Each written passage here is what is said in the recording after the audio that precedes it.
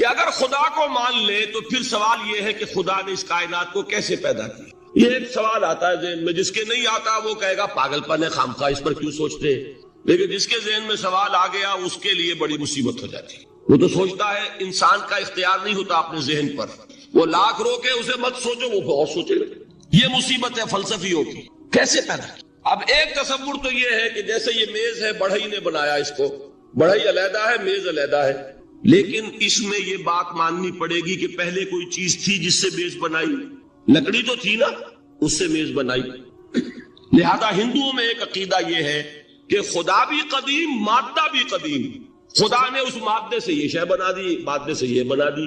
وہی مٹی کی تغاری ہوتی ہے، کمہار اس سے کوئی رکابی بنا دیتا ہے، کوئی وہ ہڈیا بنا دیتا ہے، کوئی گھڑا بنا دیتا ہے. مٹی تو ہے نا پہلے. تو مادہ بھی قدیم، خدا بھی قدیم، اور مادے سے خدا نے یہ شکلیں بنا.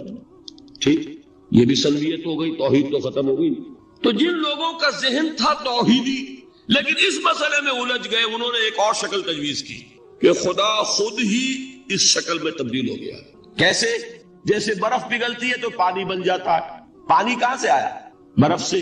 اب کوئی پوچھے برف کہاں ہے؟ بھائی یہی پانی ہے، یہی برف ہے یا نہیں؟ اسی پانی کو آگ کے اوپر آپ نے رکھ دیا، وہ بھاپ بن گئی. اب آپ کہیں برف کہاں ہے، پانی کہاں ہے؟ یہی بھاپ جو ہے یہی در حقیقت پانی ہے، یہی بھاپ جو ہے یہی برف ہے. یہ ہے وہ ہماؤس پینتھیزم جس کو انگریزی میں کہتے ہیں، کہ خود خدا نے روپ دھار لیا اس کائنات کا. یہ دو فلسفے ہیں. کیا ہے یہ؟ بدترین شرک. پہلی، اگر شکل ہے تو وہ انسان خدا قرار پا گیا، جس کو اوتار مانا وہ خدا ہو گیا کہ نہیں. اور دوسری شکل میں تو ہر چیز ہی خدا ہے، یہ بھی خدا، یہ بھی خدا، پتھر بھی خدا، درخت بھی خدا، ہر چیز خدا. اس لیے کہ وہ برف پگھلی ہے تو پانی بنا ہے. وہ پانی چاہے زیر زمین آ رہا ہے، وہ پانی چاہے زمین کے اوپر دریا کی شکل میں آ رہا ہے یا زمین میں سوتے چل رہے، پانی تو وہی برف ہے جو پہاڑوں پر ہمالیہ پر پڑا ہوا ہے، وہی پگھل رہا ہے، یہ کچھ بن رہا. یہ ہے شرک فی الذات کی دوسری قسم جو دنیا میں رہی، پینتھیزم اور انکارنیشن، یا حلول اور ہماؤس. سمجھ میں آگے؟ اب میں ایک بات آپ سے عرض کروں گا. اللہ کا اس امت پر بہت بڑا فضل ہے جس کا آپ کو شکر ادا کرنا چاہیے. اس نوع کے شرک سے یہ امت 15ویں صدی شروع ہو جانے کے باوجود تاحال بحیثیت مجموعی محفوظ ہے. میں نے بحیثیت مجموعی کہا ہے. کوئی افراد یا عوام الناس یا جوہلاء یا شعراء یا نعت گو وہ مبالغہ آرائی میں کوئی بات کہہ دیتے ہو تو وہ علیحدہ بات ہے. لیکن مسلمانوں میں کوئی مستند فرقہ اور اس کے جو مستند عقائد ہیں ان میں الحمدللہ آج تک ایسی کوئی چیز شامل نہیں.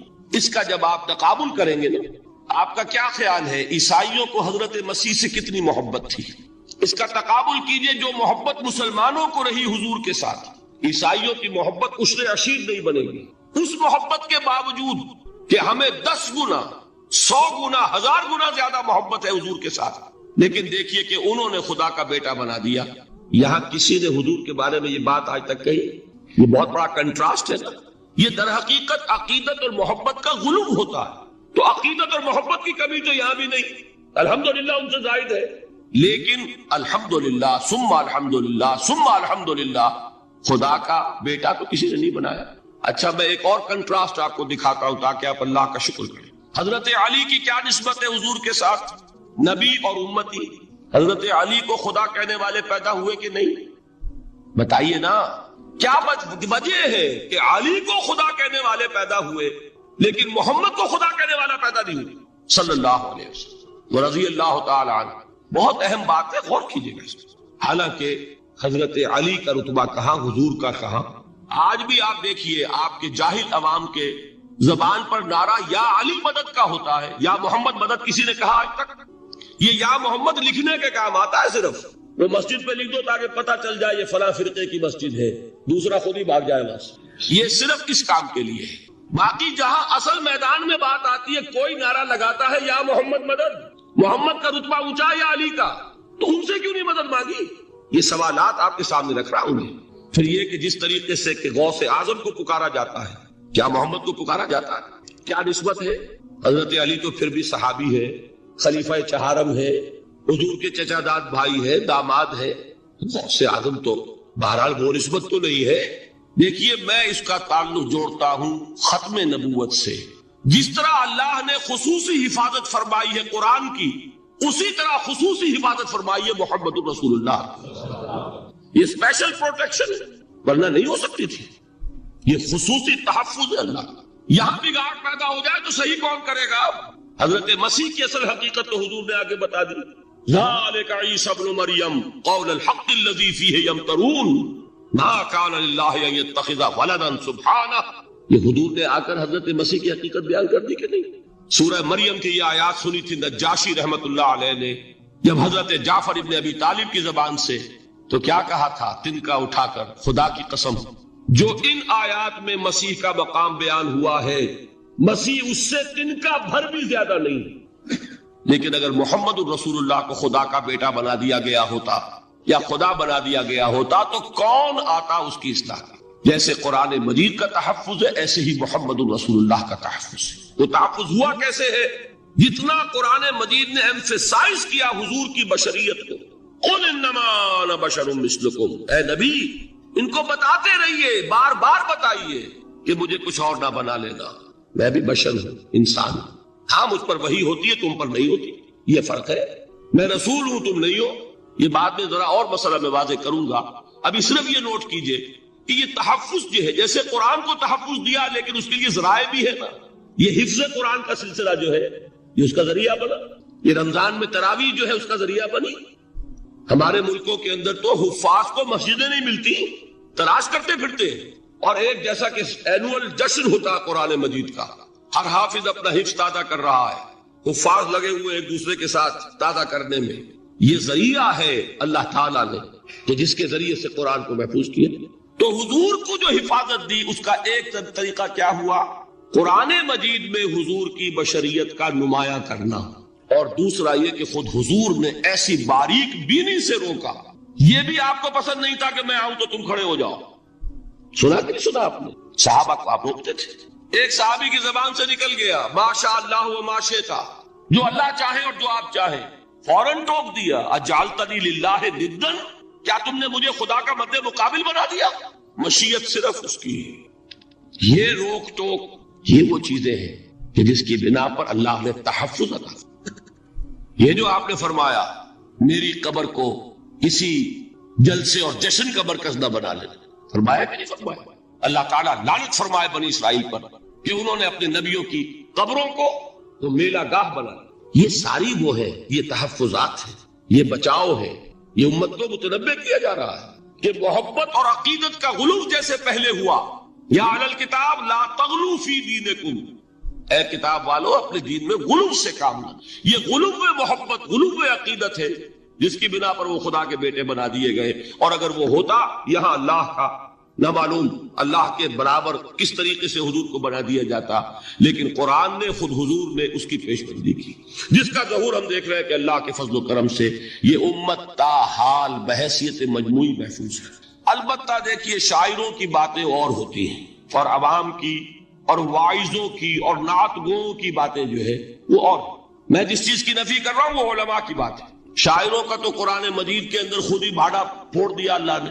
وَالشُّعَرَاءُ يَتَّبِعُهُمُ الْغَاوُونَ أَلَمْ تَرَ أَنَّهُمْ فِي كُلِّ وَادٍ يَهِيمُونَ إِنَّهُمْ يَقُولُونَ مَا لَا يَفْعَلُونَ. مبالغہ نہ کریں تو شعر میں رنگ ہی پیدا نہیں ہوتا. پھر شعر کائے کو کہنا ہے نثر کہو بھائی. مبالغے سے اس میں ایک تاثیر ہے. وہ مبالغے ہمارے شاعروں نے ہمارے نعت گوؤں نے کیے ہیں، اور اس میں اللہ تعالیٰ انہیں معاف کرے بالکل اوتار کر الفاظ بھی استعمال کر دیے. وہی جو مستوی اشٹھا خدا ہو کر اتر پڑا وہ مدینے میں مصطفیٰ ہو کر. بتائیے رام چندر جی کے بارے میں جو عقیدہ ہے، اب کیا فرق رہ گیا؟ بال برابر فرق ہے یا کوئی؟ اور نقطے پیدا کرتے ہیں. مدینے کی مسجد میں ممبر کے اوپر بغیر عین کا ایک عرب ہم نے دیکھا. کیا سمجھ میں آیا؟ عرب میں سے عین نکالا، کیا بنا؟ یہ نقطہ آفرینی ہے. اسی طریقے سے ہماری شاعری میں کچھ ہماؤست کا رنگ بھی پیدا ہو گیا.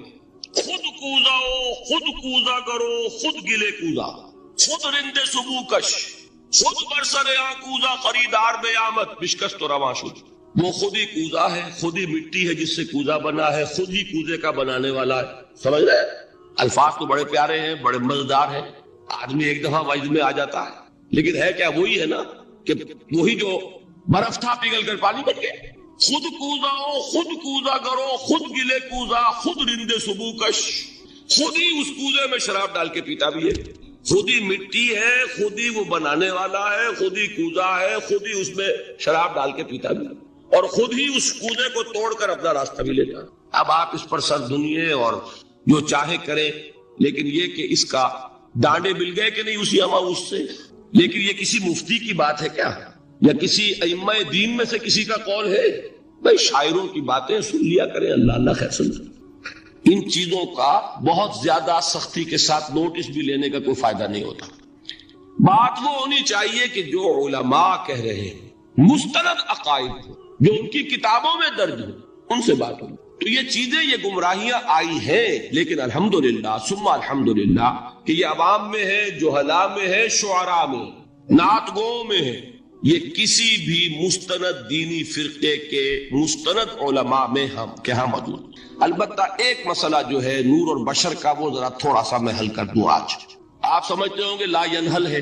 میں نے جس طرح کہا تھا کہ امام بخاری کا قول بھی 100% درست اور امام ابو حنیفہ کا بھی 100% درست ثابت کیا کہ نہیں، اسی طرح میں کہتا ہوں جو حضور کو بشر کہتے ہیں وہ بھی 100% درست، جو حضور کو نور کہتے ہیں وہ بھی 100% درست. مطلب کیا ہے؟ دیکھیے ہر انسان کے وجود کے دو حصے میں نے پہلے دن شاید کچھ بیان کیا تھا. ایک خاکی وجود، اور اینیمل بینگ جو حیوان ہے ہمارا، ایک وہ روح ربانی جو اس میں پھونکی گئی. آدم میں جب وہ روح پھونکی گئی تب وہ مسجود ملائک بنے. فَإِذَا سَوَّيْتُهُ وَنَفَخْتُ فِيهِ مِن رُوحِي فَقَعُوا لَهُ سَاجِدِينَ. دو جگہ آئے تھے قرآن مجید میں ایک شوشے کے فرق کے بغیر، سورہ حجر اور سورہ صاد. جب میں اس کو پوری طرح تیار کر لوں اور اس میں اپنی روح میں سے پھونک دوں تو گر پڑنا اس کے سامنے سجدے.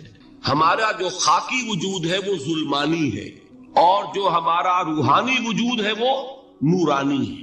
اس کی نسبت کس سے ہے؟ اللہ سے. بات سمجھ میں آئی؟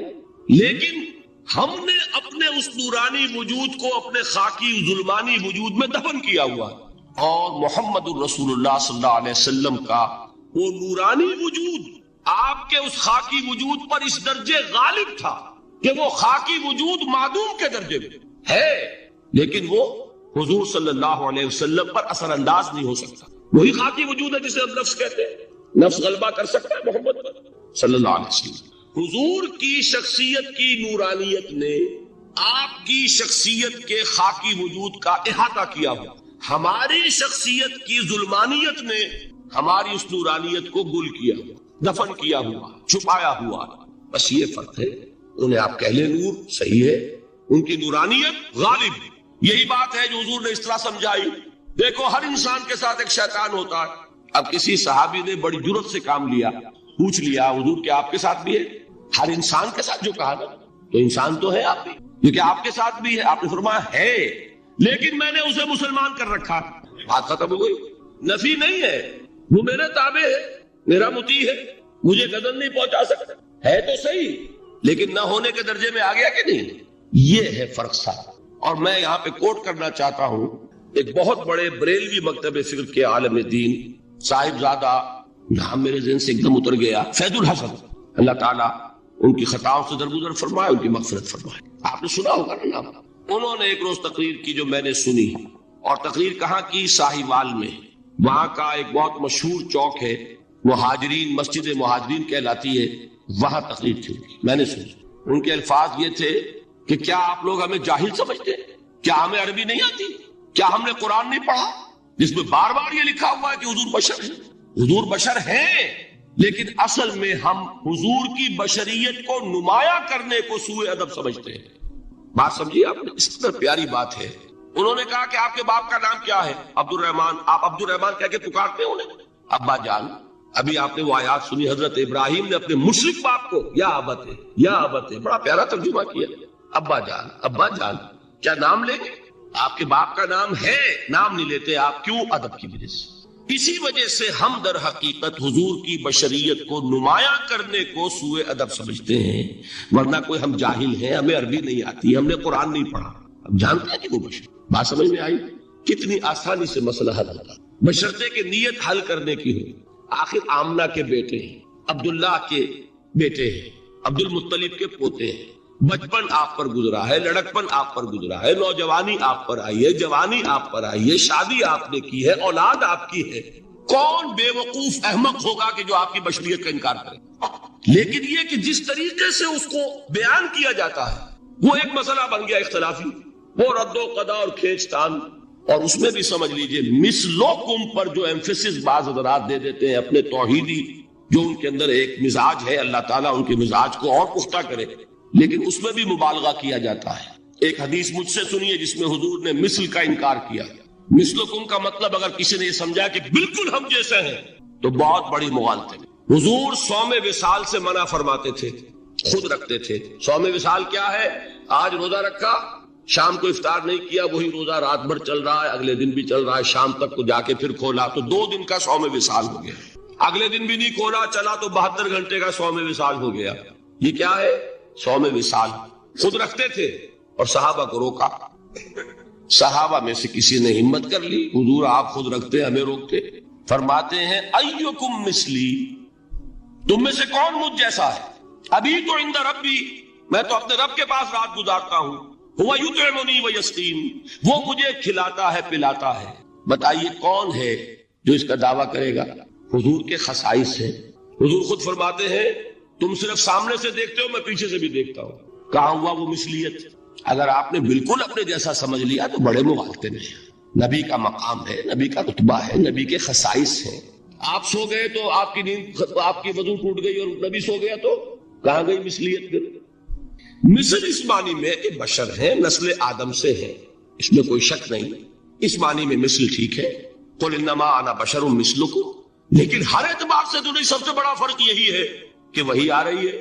معراج پہ تشریف لے گئے ہیں، اس دنیا میں بیٹھے ہوئے بھی جنت کا مشاہدہ فرما لیتے ہیں، کرا دیا جاتا ہے. دوزخ کا مشاہدہ کرایا جاتا ہے، فرشتے کو دیکھ رہے ہیں. یہ چیزیں ہیں. اور پھر خصائص جیسا کہ میں نے عرض کیا کہ آپ پیچھے سے بھی دیکھتے ہیں.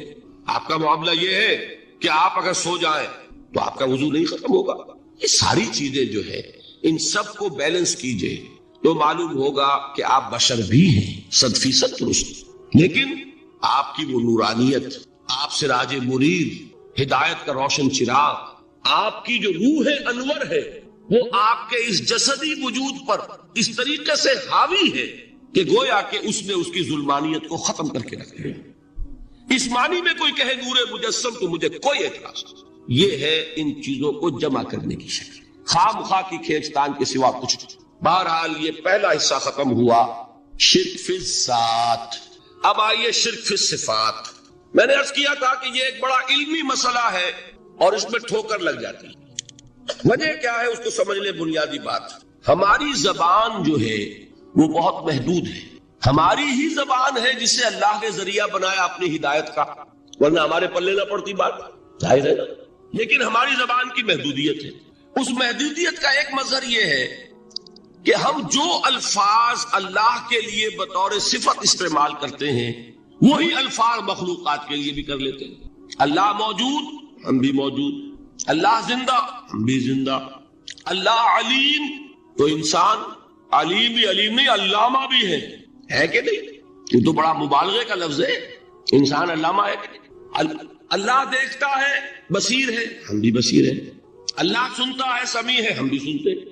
اللہ کو قدرت حاصل ہے، کچھ ہمیں بھی حاصل ہے. ایک مکہ مارا تھا حضرت موسیٰ نے، جان نکال دی تھی کہ نہیں؟ ہے نا کچھ نہ کچھ. اللہ چاہتا ہے، ہم بھی چاہتے ہیں. اسی دیکھیے چاہت میں وہ ہو گیا تھا جس پر روک دیا حضور نے. ما شاء اللہ و ما شئت اجعلتنی للہ ندا، کیا تم نے مجھے اللہ کا مد مقابل بنا دیا؟ دھوکہ ان الفاظ کے اشتراک کی وجہ سے لگ جاتا ہے. بات سمجھ میں آئی؟ اب اس میں فارمولہ میں نے عرض کیا تھا کہ ایک نوٹ کر لیں تو مسئلے سارے حل ہو جائیں.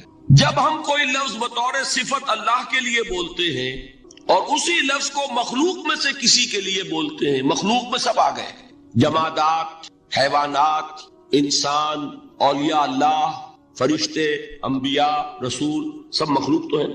تو کل مخلوقات کو جب ہم ایک لفظ بطور صفت استعمال کریں گے اللہ کے لیے اور اسی لفظ کو استعمال کریں گے بندوں کے لیے تو ان میں 3 فرق ہیں جو ذہن میں رہنے چاہیے.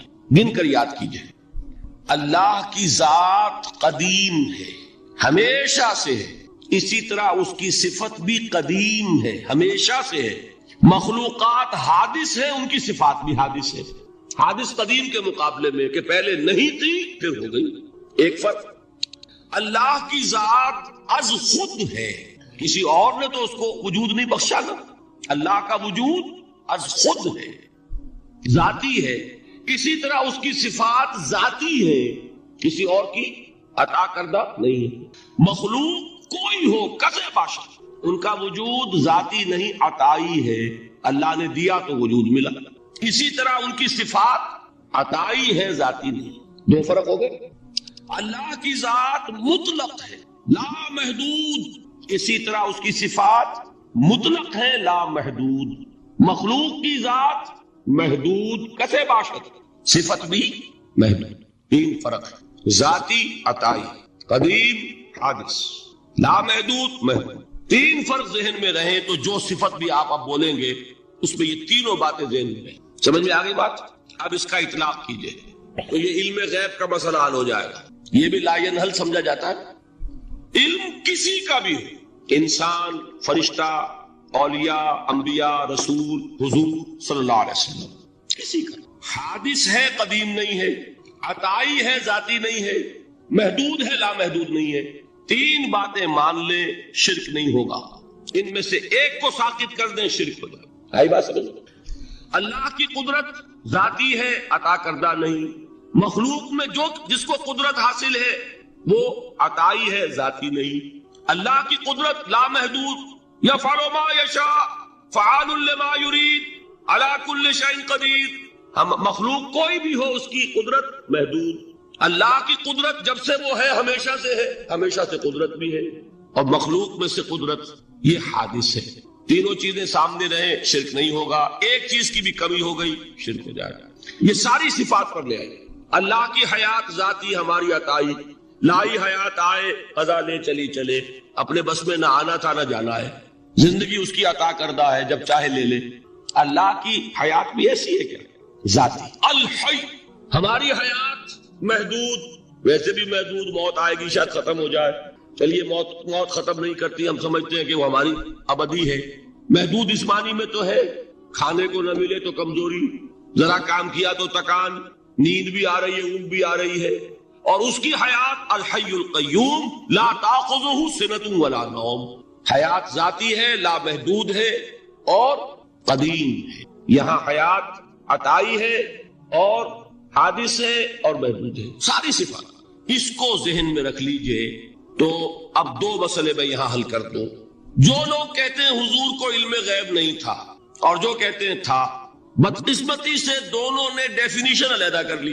جو ڈیفینیشن نفی کرنے والوں نے کی ہے اس کی وجہ سے، اس کے اعتبار سے واقعتاً نہیں تھا. انہوں نے ڈیفینیشن یہ کی ہے، تعریف یہ کی ہے، وہ علم جو خود حاصل ہو جائے. اللہ کا عطا کردہ علم جو ہے وہ کہتے ہیں وہ غیب نہیں ہے. تو وہ بھی مانتے ہیں کہ ہر علم جو حضور کو حاصل ہے وہ اللہ کا عطا کردہ. میں صاحب عالی میں یہ سارے مرحلے میں نے طے کیے نا اپنے زمانہ طالب علمی میں. مولانا منظور احمد شاہ صاحب ہیں سائیوال میں ایک، میں ان کے پاس حاضر ہوا. میں نے کہا جی یہ مسئلہ کیا ہے علم غیب کا، مجھے ذرا سمجھائیں. انہوں نے ایک کتاب اپنی نکالی کہ دیکھیے صاحب، ہم حضور کے علم کے بارے میں یہ باتیں مانتے ہیں. حضور کا علم حادث ہے، قدیم نہیں ہے. حضور کا علم محدود ہے، لا محدود نہیں ہے. حضور کا علم عطا کردہ ہے، ذاتی نہیں. میں نے کہا یہ تین باتیں اگر آپ مان لیں تو میرا تو جھگڑا کوئی نہیں آپ سے. ہوتا کیا ہے جب آئیں گے وعظ میں، خطابت میں، تو عالم ما کان وما یکون، اب الفاظ وہ استعمال کر جائیں گے. ایک واعظ ہے، عام مقرر ہے، واہ واہ ہوتی ہی نہیں، نعرے لگتے ہی نہیں، محفل میں گرمی آتی نہیں جب تک کہ ایسے مبالغے نہ کریں. لیکن وہ چیز لکھی ہوئی ان کے ہاں ہے کہ حضور کا علم حادث ہے، قدیم نہیں ہے. حضور کا علم محدود ہے، لا محدود نہیں ہے. حضور کا علم عطائی ہے، ذاتی نہیں ہے. ان تینوں چیزوں کے بعد کوئی بڑے سے بڑا وہابی اور بڑے سے بڑا اہل حدیث بھی انکار نہیں کرتا. باقی یہ بات جان لیجئے کہ غیب اور حضور یا شہادہ یہ در حقیقت عام انسانوں کے اعتبار سے الفاظ استعمال ہوئے. جب قرآن میں کہا جاتا عالم الغیب والشہادہ، اللہ غیب اور جو ظاہر ہے یا موجود ہے سب کا جاننے والا ہے، تو مجھے بتائیے اللہ کے لیے کوئی غیب ہے؟ اللہ کے لیے کوئی شے غیب ہے؟ تو کیوں کہا جا رہا ہے عالم الغیب والشہادہ؟ وہ ہمارے اعتبار سے کہا جا رہا ہے. جو تمہارے لیے غیب ہے اللہ اس کو بھی جانتا ہے، اور جو تمہارے سامنے اللہ اسے بھی جانتا. اللہ کے لیے تو کل شہادہ ہے. کسی شے کا لا یعزب عنہ مثقال ذرۃ فی السماوات والارض، آسمانوں اور زمین کا ایک ذرہ بھی اس سے غائب نہیں ہوتا. غیب کا وجود کیا اللہ کا. تو یہ الفاظ مستعمل ہے ریلیٹو ہمارے اعتبار سے، اور ہمارے اعتبار سے جو شے غیب ہے اس میں سے ایک حصہ اللہ دیتا ہے نبی کو، تبھی تو نبی بنا. فرشتے کو دیکھا، فرشتہ ہمارے لیے غیب ہے. جنت دکھائی کہ نہیں دکھائی، ہمارے لیے غیب ہے کہ نہیں. دوزخ کا مشاہدہ کرایا کہ نہیں کرایا، ہمارے لیے وہ غیب ہے کہ نہیں ہے. جو چیزیں ہمارے لیے غیب ہیں انہی کے پردے اللہ کچھ اٹھاتا ہے. کل غیب نہیں. کل غیب کا علم ہو جائے گا تو وہ شرک ہو جائے گا. کل کا لفظ جہاں آیا شرک ہوا. جب آپ کہہ رہے ہیں محدود ہے، لا محدود نہیں ہے، تو کل کا لفظ استعمال نہیں کر سکتے. لیکن غیب میں سے کچھ علم دیا گیا تبھی تو نبی بنا، ورنہ میرے اور نبی میں فرق کیا ہوا پھر. البتہ یہ کہ وہ غیب کا علم ہو یا حاضر کا علم ہو، سائنٹیفک نالج ہو یا وحی کا علم ہو، کوئی بھی علم ہو، آیت الکرسی کے الفاظ نوٹ کیجئے. یعلم ما فی السماوات و ما فی الارض، وہ جانتا ہے. ولا یحیطون بشیء من علمہ الا بما شاء، مخلوق میں سے کوئی بھی اس کے علم میں سے احاطہ نہیں کر سکتا مگر جتنا وہ چاہے. اب یہ بات علیحدہ ہے کہ ہم کون ہے طے کرنے والے کہ ناپے بیٹھ کر کے اللہ نے ابراہیم کو کتنا علم دیا ہم ناپ سکتے ہیں، عیسیٰ کو کتنا دیا ہم جان سکتے ہیں. تو ابراہیم کا، موسیٰ کا، عیسیٰ کا نہیں ناپ سکتے تو محمد رسول اللہ کا کہاں ناپیں گے. یہ پاگل پن ہے، یہ ہے جو غلطی ہوتی ہے. ہم کون ہے طے کرنے والے؟ اللہ نے اپنے نبی کو دیا جو دیا، بات ختم. کل نہیں کہیں گے، کل کہا شرک ہو جائے گا، ذاتی کہا شرک ہو جائے گا. عطائی ہے، جو دیا اللہ نے دیا، اور کل نہیں دیا، جتنا چاہا دیا. ہے حادث، قدیم نہیں. تینوں چیزوں مان لیجئے تو شرک کا کوئی شائبہ نہیں. باقی جہاں ایک طرف قرآن میں وہ آیات ہیں کہ اللہ کے غیب کو کوئی نہیں جانتا، ٹھیک، وہاں یہ بھی ہے کہ لا یظہر غیبہ، لا یظہر علی غیبہ الا من ارتضی بالرسول، وہ اپنے غیب پر قابو نہیں دیتا مگر اپنے رسول میں سے جس کو چاہے. یہ دونوں آیتیں قرآن کی ہے کہ نہیں؟ اسی لیے در حقیقت جو غیب کی نفی کرتے ہیں حضور سے، وہ کہتے ہیں کہ از خود معلوم ہونے والی شے غیب ہے. ہم کہتے ہیں از خود تو کوئی بھی شے کسی کو معلوم نہیں. ہمیں حاضر کا علم بھی اللہ ہی دیتا ہے تو ہوتا ہے، غیب کا تو بہت دور کی بات ہے. یہ مسئلے بڑے سیدھے ہیں، خام خواہ ہم نے پیچیدہ بنایا ہوا ہے. خدا کے لیے ان مسئلوں کو سلجھائیے اور جوڑیے، کاٹنے کی بجائے جوڑنے کی فکر کی کہ بھائی یہ اپنی اپنی جگہ پر علیحدہ علیحدہ تم نے تعریفیں کر رکھی ہیں اس لیے جھگڑ رہے ہیں، ورنہ دونوں باتیں صحیح ہیں. ایک مسئلہ ذرا اور زیادہ علمی ہے، میں ذرا پریشان ہو رہا ہوں کہ وقت زیادہ ہو رہا ہے. وہ مسئلہ ہے وحدت الوجود کا. ہمارے بہت سے صوفیہ وحدت الوجود کے قائل ہیں، اور ہمارے کچھ لوگ جو معترض ہیں وہ وحدت الوجود اور ہمہ اوست کو کنفیوز کر دیتے ہیں، ایک سمجھ لیتے ہیں. ہمہ اوست میں بیان کر چکا ہوں کہ بدترین شرک ہے. وحدت الوجود اور شے ہے، باریک بات ہے، سمجھ میں نہیں آتی عام لوگوں کے. سادہ ترین الفاظ میں آپ کو سمجھاتا ہوں. ایک نظریہ یہ ہے کہ اللہ ہی نے یہ روپ دھار لیا، یہ ساری چیزیں بالفعل موجود ہیں، یہ بھی ہے، یہ بھی ہے، یہ بھی ہے، اور یہ سب اللہ ہی ہے. یہ بدترین شرک ہے، شرک فی الذات. ایک لوگوں کی رائے یہ ہے یہ کچھ ہے ہی نہیں، یہ شراب ہے. شراب میں کیا ہوتا ہے؟ آپ کو پانی نظر آتا ہے؟ ہوتا ہے پانی؟ نہیں. ہر چند کہے کہ ہے، نہیں ہے ہی نہیں. بس اللہ ہی ہے، یہ ہے ہی نہیں. دیکھیے ایک شعر ہے، کل ما فی الکون وہم او خیال او عکوس فی البرایا او ظلال.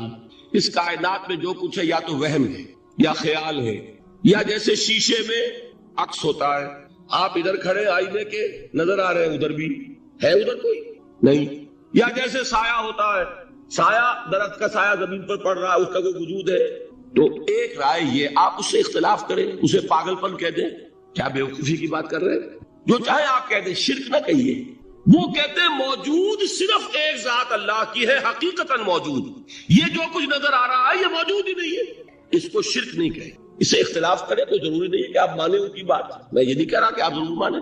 شیخ احمد سرہندی رحمت اللہ علیہ نے اسے سمجھایا ہے اس کائنات کی حقیقت کیا ہے ایک مثال سے. ان کے نظریے کو وحدت الشہود کہتے ہیں، وحدت الشہود، وحدت الوجود. شاہ ولی اللہ دہلوی نے فیصلہ کیا ہے کہ دونوں میں باریک سا فرق ہے، کوئی فرق نہیں ہے، تعبیر کا فرق. وہ مثال دیتے ہیں کہ دیکھیے ایک مشعل لیجئے. مشعل کیا ہوتی ہے؟ ایک لکڑی ہے، اس کے ایک سرے کے اوپر آپ نے کپڑا وغیرہ باندھ کے تیل ڈال کے آگ لگا دی. شعلہ جوالا ہے، ایک شعلہ، ٹھیک. وہ فرماتے ہیں کہ اس کو تیزی کے ساتھ ایک دائرے میں حرکت دیجئے، آپ کو آگ کا دائرہ نظر آئے گا، دیکھنے والے کو نظر آئے گا کہ نہیں؟ کیا دائرہ فی الواقع موجود ہے؟ بات ثابت ہو گئی کہ نہیں ہے، نظر آ رہا ہے. یہ فرماتے ہیں حضرت مجدد ای الصنعت باری تعالی است کہ معدوم را موجود می نمائند. یہ اللہ تعالیٰ کی صنائی ہے، خلاقی ہے کہ جو شے ہے نہیں اس کو دکھا دیتے ہیں کہ ہے. جیسے آپ نے آج سی دائرہ دکھا دیا ہے نہیں، اس کائنات کا کوئی وجود نہیں. میں پھر عرض کروں گا آپ اس سے اختلاف کریں، اسے نہ مانیں، چھوڑ دیں اس کو. یہ مسئلے ہیں فلسفے کے، لیکن سوال یہ ہے کہ اس کو شرک نہیں کہیں گے آپ.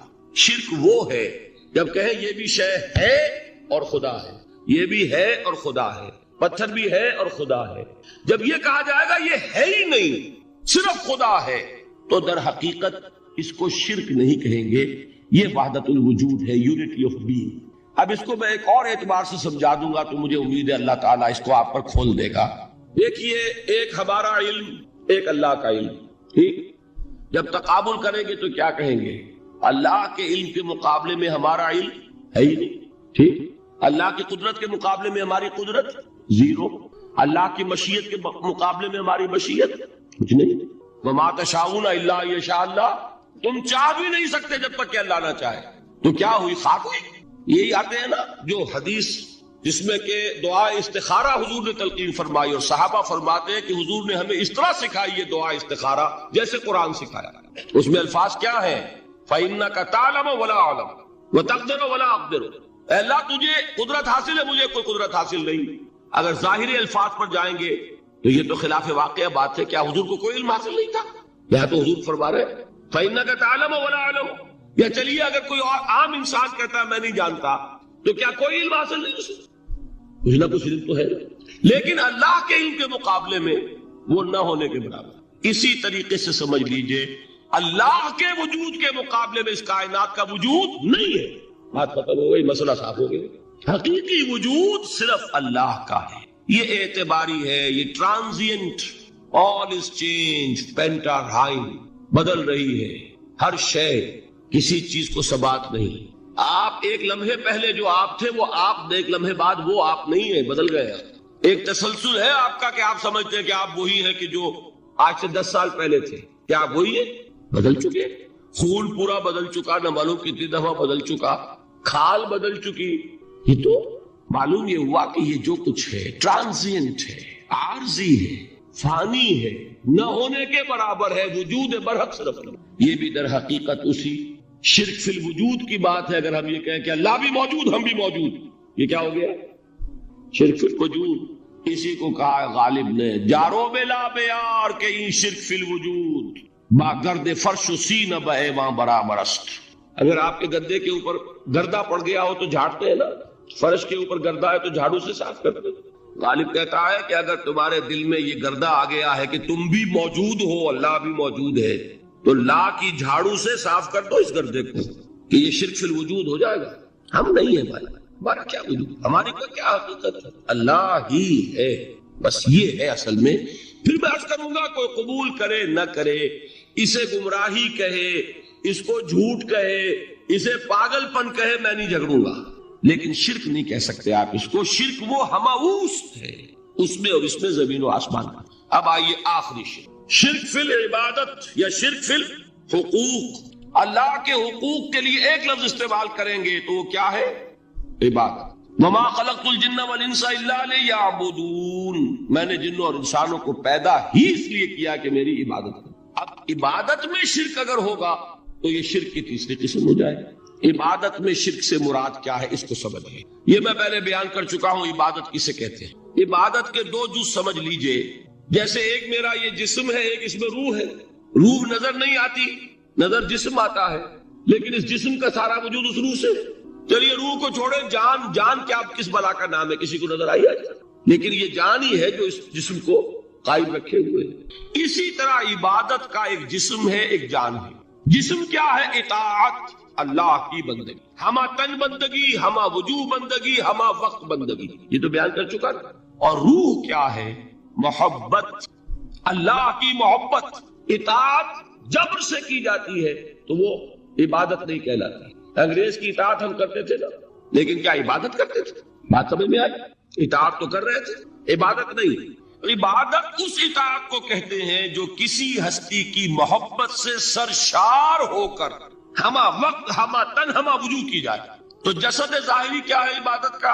اطاعت، اور روح کیا ہے؟ محبت۔ اب ان دونوں کے اعتبار سے شرک کیا ہے، توحید کیا ہے، اس کو سمجھ لیجئے۔ اور یہ ہے وہ چیزیں جو میں نے عرض کیا تھا کہ بالکل الجبرا کے فارمولوں کی طرح کی بات ہے۔ اطاعت میں توحید کیا ہے کہ مطاع مطلق صرف اللہ، ٹھیک، باقی ساری اطاعتیں اللہ کی اطاعت کے تابع۔ نفی نہیں ہے، والدین کی اطاعت کرو، لیکن جہاں